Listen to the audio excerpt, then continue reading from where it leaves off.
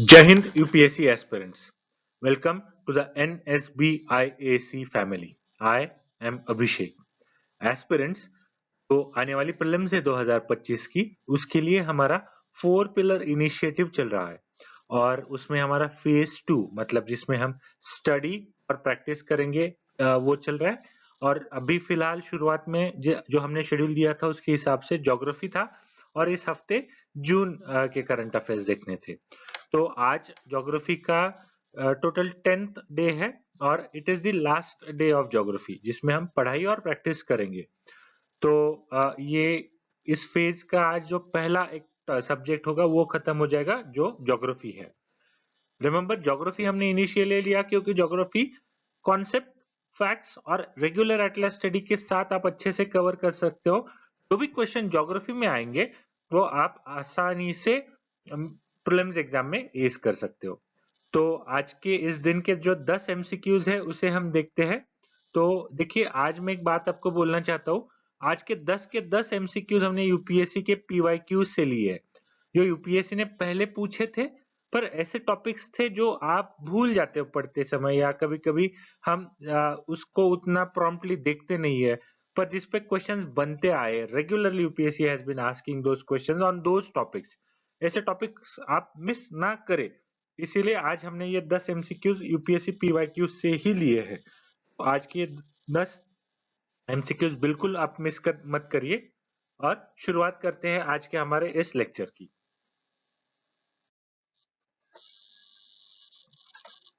Aspirants, हमारा पहला question है। देखिए ये यूपीएससी 2019 में पूछा गया था। ये डेलिबरेटली मैंने आपको ये साल बताया क्योंकि ये बहुत रिसेंट है, ऐसे नहीं कि बहुत पुराना क्वेश्चन था।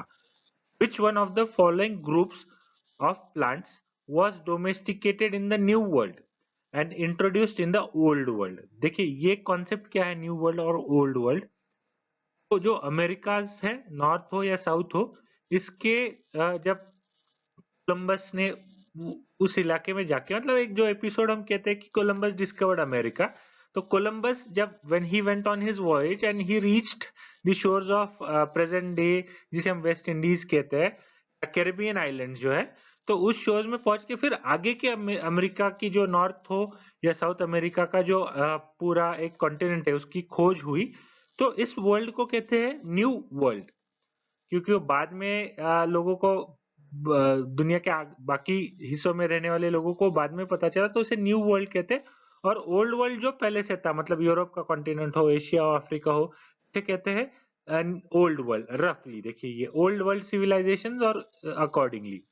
तो ये न्यू वर्ल्ड में ऐसे कौन से प्लांट स्पीसीज है जो डोमेस्टिकेट, मतलब न्यू वर्ल्ड में पहले डोमेस्टिकेट किए गए और फिर they were introduced in the old world basically by the colonizers. मतलब चाहे ब्रिटिश हो, पोर्चुगीज हो, स्पेनिश हो, डच हो, इन लोगों ने जो कोलोनाइजर्स थे, specially the Portuguese, have introduced the plants from new world into old world. तो ये कौन से है न्यू वर्ल्ड के पूछे, remember they have asked about new world.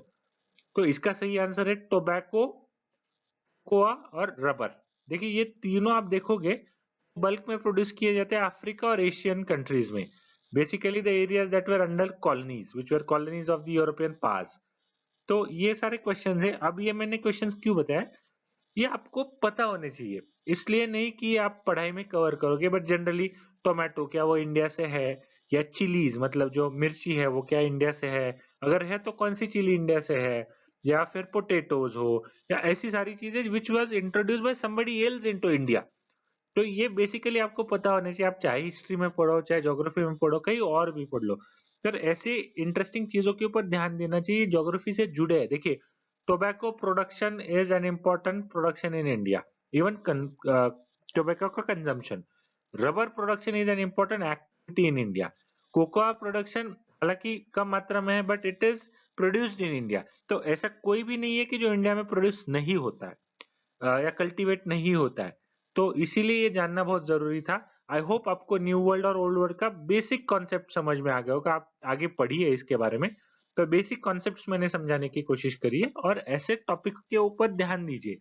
देखिए पूरी तरह से इसमें जाना नहीं है, पर अगर जहाँ पे आप टोबैको पढ़ रहे हो या फिर से मानो टी पढ़ रहे हो तो देख लीजिए एक बार टी का क्या है, कहाँ से वो कल्टीवेट होना शुरू हो गया, कहाँ से डोमेस्टिकेट होना शुरू हो गया। ऐसी चीजें देखते चलिए। ओके, आगे बढ़ते हैं। एस्पिरेंट्स, हमारा दूसरा क्वेश्चन है 2011 में पूछा गया था पर इंपॉर्टेंट है। In the context of global oil prices, Brent crude oil is frequently referred to in the news. What does this term imply? देखिए, अब ये आज भी न्यूज में होता है, फ्रीक्वेंटली नहीं पर कभी कभी बिल्कुल होता है। न्यूज़पेपर में तो आपको इसका रेट रोज के रोज पता चलेगा, तो ऐसे नहीं कि ये न्यूज में नहीं होता, आज भी न्यूज में होता है। तो इसके बारे में भी क्योंकि crude oil is an important factor, it is an important resource specially for countries like India, including countries, the emerging economies like India, China, Brazil, South Africa and so on. India के लिए भी बहुत जरूरी है, तो crude oil is important. Prices of crude oil are important. The geopolitics around crude oil is important both for prelims as well as mains. इसीलिए ये question पूछा भी गया था और इम्पोर्टेंट है, इसलिए आपको पढ़ना चाहिए। मैंने इसीलिए ये क्वेश्चन आज यहाँ पे लिया है। स्टेटमेंट क्या कहते हैं? It is a major classification of crude oil, it is sourced from North Sea, does not contain sulphur. तो which of the statements given above are correct पूछा गया। तो देखिए, पहले दो स्टेटमेंट करेक्ट है। It is a major, yes it is a major classification. आपको बाकी कौन से है वो अब आपका होमवर्क है कि आप, एक ये है तो बाकी कौन कौन से क्रूड ऑयल के क्लासिफिकेशन ये अच्छे से देख लीजिए। फिर it is source from North Sea, बिल्कुल सही है। देखिए, नॉर्थ सी में भी काफी ऑयल, नॉन ऑयल रिजर्व्स है। तो ब्रेंट क्रूड है ना, ये एक इंपॉर्टेंट फैक्टर है। ब्रेंट क्रूड नॉर्थ सी से ही सोर्स किया जाता है, ये हमेशा ध्यान में रखिए पहले से। It does not contain sulphur, ऐसे नहीं, देखिए एक्सट्रीम स्टेटमेंट भी है, it does not contain sulphur. हम इतना क्रूड ऑयल और उसके या फॉसिल फ्यूल्स के नेगेटिव्स के बारे में बात करते हैं और क्वेश्चन क्या है, डज नॉट कंटेन सल्फर, ऐसे बिल्कुल नहीं है। ठीक है, आप ये भी एलिमिनेट करते ना तो ये तो लॉजिकली था, ये आपको पता भी नहीं होता तो कोई टेंशन नहीं था, क्योंकि ये तो आप आसानी से एलिमिनेट कर सकते थे, ये बिल्कुल ऑप्शन नहीं थे। बचते ये दोनों थे।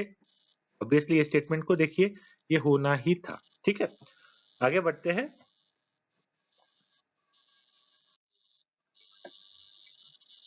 एस्पिरेंट्स, हमारा थर्ड क्वेश्चन है related to steel production in India.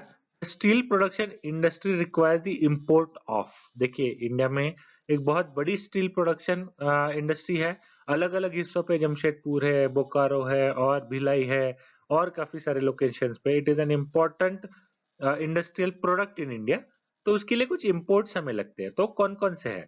तो देखिए, ये सॉल्टपीटर है, रॉक फॉस्फेट है, या तीनों, ऐसा ऑप्शन था। तो देखिए, जब आप स्टील के बारे में पढ़ते हैं, आपके एनसीईआरटीज में भी है, इवन क्लास 10, 8 और 10 के एनसीईआरटी में भी ये पाए जाते हैं, रिसोर्सेस में, इंडस्ट्रीज में भी है। देखिए, कुकिंग कोल ये बहुत एक इम्पोर्टेंट इंग्रेडिएंट होता है, इनपुट होता है स्टील प्रोडक्शन में। तो वो ऑप्शन सीधे सीधे था उस साल एग्जाम में। कंफ्यूजन का कोई वैसे तो कोई जरूरत नहीं था, पर अगर आपने पढ़ाई एक बार भी एनसीईआरटी नहीं पढ़ा है तो शायद आप कंफ्यूज हो सकते थे, पर अगर पढ़ा है तो आपको पता चलता कि स्टील में कोल लगता है और कोल में भी कुकिंग कोल सबसे ज्यादा जरूरी है। ठीक है, आगे बढ़ते हैं। हमारा चौथा क्वेश्चन है, in India which type of forest among the following occupies the largest area? देखिए, लार्जेस्ट एरिया, चार टाइप ऑफ फॉरेस्ट दिए गए और इनमें से लार्जेस्ट एरिया किसका है? आप नेचुरल वेजिटेशन का मैप है, नेचुरल वेजिटेशन जो है उसका मैप है एटलस में आपके। जरूरी है प्रोटेक्टेड एरियाज और नेचुरल वेजिटेशन का मैप, ये आपको अच्छे से समझना ही है। इसके अलावा नेचुरल वेजिटेशन फॉरेस्ट पे एनसीईआरटीज में आपका एक पूरा चैप्टर है, चाहे आप 9th की लीजिए चाहे आप 11th की लीजिए, दोनों के एनसीईआरटीज में एक पूरा चैप्टर इससे रिलेटेड है।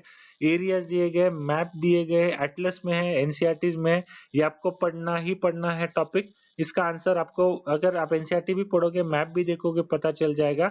ये स्टैटिस्टिक्स मैप में भी, एटलस में भी दी गई है। It is tropical moist deciduous forest. Remember, ऐसे टॉपिक्स पे हमेशा से ही यूपीएससी क्वेश्चंस पूछते आई है। आपको ये सारे, आपको ये भी पता होना चाहिए, ये भी पता होना चाहिए, ये तो पता ही होना चाहिए, ये तो है ही।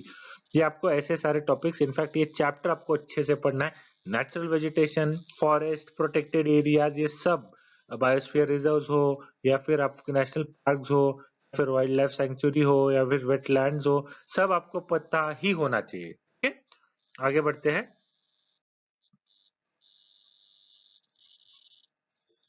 क्वेश्चन नंबर 5 है, the lower Gangetic plain is characterized by humid climate.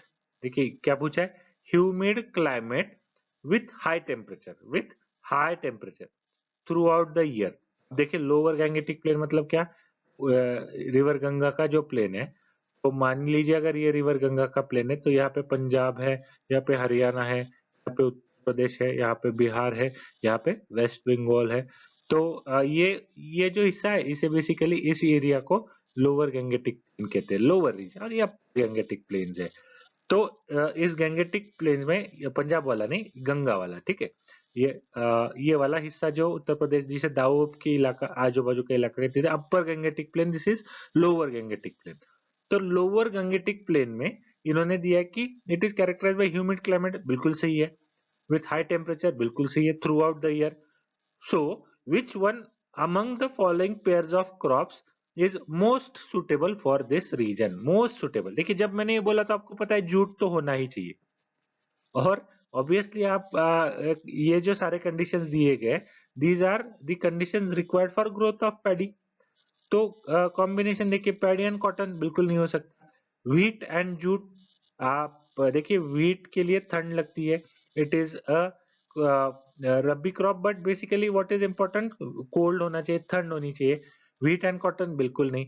तो ऑप्शन आपको कंफ्यूज या तो इसमें और इसमें हो सकता था, या तो फिर सीधे आपको ऑप्शन ही पता चल जाता था क्योंकि आसान सा क्वेश्चन था। पर आपको हर एक क्रॉप, बेसिकली जो इम्पोर्टेंट क्रॉप्स है इंडिया में, उसका कंडीशंस क्या है, in which condition suitable for growth क्या है, समझना ही चाहिए आपको। क्योंकि देखिए साल पहले 7 साल पहले कॉटन पे क्वेश्चन आया था, 2 साल पहले टी पे क्वेश्चन आया था, तो ये सारे क्वेश्चंस आते ही रहते हैं। अब ये खुद एक पीवाईक्यू है, तो ऐसे सारे चैप्टर आपको पता होने चाहिए, ये क्वेश्चंस बहुत जरूरी है। ये आपको देखिए क्रॉप्स जो इम्पोर्टेंट है उसे आप अच्छे से समझ लीजिए, पढ़ लीजिए, आपके एनसीईआरटी में भी जितना इन्फॉर्मेशन है उतना आपको एटलीस्ट कर लेंगे तो भी आप एक आसानी से ऐसे क्वेश्चन सॉल्व कर सकते हैं। रिमेंबर, क्रॉप्स आर इम्पोर्टेंट, उसे आपको पढ़ना है, एनसीईआरटीज में जो कंटेंट है एटलीस्ट उतना तो आप अच्छे से पढ़ लीजिए। ठीक है, अगले क्वेश्चन की ओर बढ़ते हैं। तो छठा क्वेश्चन हमारा है, among the following states which one has the most suitable climate conditions for the cultivation of large variety of orchids with minimum cost of production and can develop an export oriented industry in this field। देखिए ये एक PYQ है, और अगर आप इस question को अच्छे से देख लीजिए तो आपको बेसिकली कंफ्यूजन की कोई जरूरत नहीं थी। आंध्र प्रदेश, मध्य प्रदेश, अब जब ऑर्किड्स आपको पता होने चाहिए, फल बागान या फूल बागान जो होते हैं इसे जनरली ऑर्किड्स कहते हैं। तो ऑर्किड कल्टीवेशन के लिए ideal area is Arunachal Pradesh. पर आपको अगर आप ये पढ़ते भी ना एनसीईआरटीज में से, आप आसानी से एलिमिनेट कर पाते, शायद आपको ये आंसर डायरेक्टली पता नहीं होता। अगर आप एनसीईआरटीज अगर अच्छे से पढ़ोगे तो आपको ऐसे सारे ऑप्शंस एलिमिनेट करने पॉसिबल हो जाएंगे कि ऑर्किड्स क्या है एनसीईआरटी में डिस्कस किया है, अरुणाचल प्रदेश का क्लाइमेट हमें पता होता है जब हम एनसीईआरटीज अच्छे से पढ़ते हैं, तो आप आसानी से इन्हें एलिमिनेट करके पहुंच जाते हैं। या फिर डायरेक्टली आपको ये सब, आप अच्छे से एनसीईआरटी पढ़ते हो तो आपको आंसर भी पता ही होता है। ठीक है, तो ये इम्पोर्टेंट है, अरुणाचल प्रदेश ऑर्किड्स और हॉर्टिकल्चर के बारे में आप अच्छे से पढ़ लीजिए। Remember this is an important part agriculture का, उसे आप अच्छे से पढ़ लीजिए। हमारा अगला क्वेश्चन है, if you travel through Himalayas you are likely to see which of the following plants naturally growing there. अब देखिए ये आपको मग करने की जरूरत बिल्कुल नहीं, मतलब इसे आपको मतलब मग अप करने की जरूरत नहीं है। ये क्या कॉन्सेप्ट है, जैसे आप Himalayas they are very high in altitude, जब आप हिमालयस में जाते हो ना तो बेसिकली क्या है कि आपको ये कॉन्सेप्ट होना चाहिए कि with altitude climate changes and with changing climate the nature of plants that grow there endemically also changes. तो ये आपको ये ट्रांजिशन पता होना चाहिए। ये क्या होता है, ये इक्वेटर से पोल की तरफ जो ट्रांजिशन होता है ना, वो सिमिलर ट्रांजिशन एक पहाड़ के मतलब माउंटेन के बेस से, जैसे आप ऑल्टीट्यूड में आगे ऊपर जाते हो वैसे, जैसे यहाँ पे लैटिट्यूड में ऊपर जाते हो वैसे चेंज होता है। सेम फिनोमेना आप ऑल्टीट्यूड में जब जाते हो सेम फिनोमेना चेंज होता है। इसीलिए आप देखोगे कि इक्वेटर पे ऐसे कुछ माउंटेन्स है जहाँ पे स्नोफॉल होता है, ये फिनोमेना होता है। तो हिमालयस में क्योंकि they have a varied climatic zones, तो ये सारी चीजें आपको देखने को मिलती है। तो आपको जब नेचुरल वेजिटेशन के बारे में पता है, आप ये आराम से सॉल्व कर सकते हो। देखिए सैंडलवुड आपको पता होना चाहिए वो कहाँ आता है। सैंडलवुड आपने देखा होगा, आप इससे रिलेटेड सिक्योरिटी इश्यूज भी इंडिया के देखे हैं। Basically it grows in the southern part of India, और ये दोनों they usually grow in cooler climates. तो इसीलिए आपको क्वेश्चन आराम से पता होना चाहिए, इसको मगअप करने की जरूरत नहीं। एक बार ये कॉन्सेप्ट आपको समझ में आ जाएगा, ये एनसीईआरटी में से ही समझ में आ जाएगा। तो ये दोनों कॉन्सेप्ट ये और ये, तो आप आसानी से आप इसको एलिमिनेट करते, देखिए तीनों ऑप्शन एलिमिनेट हो जाते, बचता एक ही ऑप्शन है। ठीक है, आगे चलते हैं। हमारा 8वां क्वेश्चन है, is related to again kharif crops. Consider following cotton, groundnut, rice और wheat. Which of these are kharif crops? देखिए इंपॉर्टेंट है आपको खरीफ, रबी और एक और टाइप ऑफ ये होता है कल्टीवेशन सीजन होता है, पता ही होने चाहिए। खरीफ क्रॉप कौन से है, रबी है, इनका सीजन क्या है, इनके कंडीशंस क्या होते हैं फेवरेबल फॉर ग्रोथ, और ये तीसरा क्या है। तो देखिए कॉटन खरीफ है, ग्राउंडनट खरीफ है और राइस खरीफ है। Wheat this is a rabi crop. ये जरूरी है, आप इकोनॉमिक्स में भी जब एग्रीकल्चर से रिलेटेड इकोनॉमिक्स पढ़ते हो तो आपको इसका भी नॉलेज जरूरी है, क्योंकि मिनिमम सपोर्ट प्राइजेस एमएसपी जब डिक्लेयर होती है तब भी आपको ये पता होना चाहिए, वो भी ऐसे ही खरीफ और रबी क्रॉप्स के लिए ही डिक्लेयर होती है। तो ये आपको पता ही होना चाहिए, ये आसान था, आप कहीं भूल ना जाए कि ऐसे टॉपिक्स आपको पढ़ने हैं, इसीलिए ये क्वेश्चन मैंने यहाँ पे लिया है। आगे बढ़ते हैं। हमारा 9th क्वेश्चन है, which of the following is are unique characteristics of equatorial forest. देखिए नेचुरल वेजिटेशन अगेन मैं आपको बोला इज इंपॉर्टेंट, तो this is part of natural vegetation. Presence of tall closely set trees with crowns forming a continuous canopy. Yes it is an important factor, इसे समझ भी लीजिए, imagine कर लीजिए, समझ भी लीजिए। देखिए tall trees, competition for light, dense है क्योंकि रेनफॉल काफी होता है, वाटर अवेलेबल है, तो इसके कारण डेंस ग्रोथ पॉसिबल है। क्राउन फॉर्मिंग ऑब्जेक्ट, जब डेंस ग्रोथ है तो क्या होगा, ये ऊपर वाले पन्ने पन्ने पन्ने पन्ने एक तरह से एक क्राउन ही बनाएंगे। मतलब क्राउन मतलब क्या, टोपी जैसा बनाते हैं, कैनोपी जिसे कहते हैं। ये कंटिन्यूअस कैनोपी वहां पे देखने मिलती है। लाइक अनलाइक बाकी डेजर्ट्स में कैनोपी आपको मिलेगी क्या, नहीं मिलेगी, कंटिन्यूअस कैनोपी बिल्कुल नहीं मिलेगी। Coexistence of large number of species, yes because of the favourable conditions for growth. Humid भी होता है और वाटर कंटेंट मतलब मॉइस्चर काफी ज्यादा होता है। Presence of numerous varieties of epiphytes. देखिए अब साइंस में एपीफाइट्स आपको समझ लेना चाहिए। एपीफाइट्स क्या होते हैं, अब फाइट्स मतलब ये और एपी मतलब क्या, ऐसे ऐसे आप इसे ब्रेक करिए। डेलिबरेटली अभी मैं आपको ये नहीं करूंगा, साइंस में कवर करेंगे, पर दिस इज इम्पोर्टेंट। एनसीईआरटीज में आप एपीफाइट्स बारे में एक बॉक्स ही पाते हैं, आप डिस्क्रिप्शन पाते हैं, आपको ये एनसीईआरटीज में बिल्कुल मिलता है। तो आसान था ये है, आपको ऐसी चीजें पढ़नी है। दिस इज कॉन्सेप्टुअल, कॉन्सेप्ट पे आधारित, ये बिल्कुल फैक्ट पे आधारित नहीं है, कॉन्सेप्ट पे आधारित है। ठीक है, आगे बढ़ते हैं। एस्पिरेंट्स हमारा 10th क्वेश्चन है, which of the following practices can help in water conservation in agriculture. देखिए वाटर कंजर्वेशन एक इंपॉर्टेंट है, सॉइल और वाटर कंजर्वेशन एक बहुत ही इंपॉर्टेंट टॉपिक है, जिसके रिलेटेड गवर्नमेंट स्कीम्स भी अच्छी है, एनवायरमेंटल इश्यूज भी काफी है। तो एक क्वेश्चन यूपीएससी ने पूछा था, 3 स्टेटमेंट दिए थे। रिड्यूस्ड और जीरो टिलेज, अब टिलेज क्या है ये एनसीईआरटीज में डिस्कस किया गया, आपको टिलेज क्या है पता ही होना चाहिए। Applying gypsum before irrigating the field, allowing the crop residue to remain in the field. अब क्रॉप रेसिड्यू मतलब क्या, पराली। देखिए पराली बर्निंग का एक इशू हमेशा होता है कि दिवाली के आसपास दिल्ली में पोल्यूशन लेवल्स काफी बढ़ जाते हैं, और उसको कहा जाता है कि जब पैडी मतलब राइस कल्टीवेशन के बाद जब रेसिड्यू बचता है उसे बर्न किया जाता है। तो क्रॉप रेसिड्यू फील्ड में छोड़ने से भी वाटर कंजर्वेशन होता है क्या, तो ऐसे सवाल था। तो देखिए 1 एंड 3 सही है। Gypsum, yes gypsum is used. Alkaline soils जो होते हैं ना, अल्कलाइन सॉइल्स, कई की इलाकों जैसे महाराष्ट्र में उसे चोपन सॉइल्स कहते हैं। एक्चुअली अल्कलाइन सॉइल जिनमें अल्कलाइंस की मात्रा सॉइल में काफी ज्यादा होती है, तो ऐसे सॉइल्स को ट्रीट करने के लिए जिप्सम का यूज किया जाता है, ना कि वाटर कंजर्वेशन के लिए। Gypsum in fact it treats alkaline soils.